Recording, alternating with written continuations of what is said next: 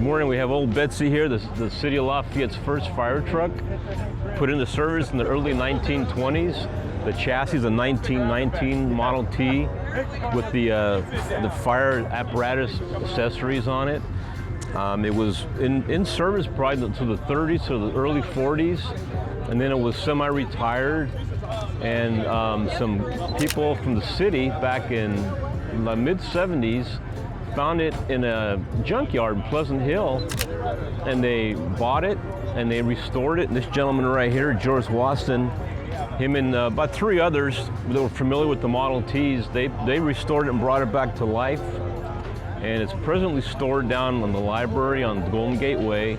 It's great to have this piece of history in the town.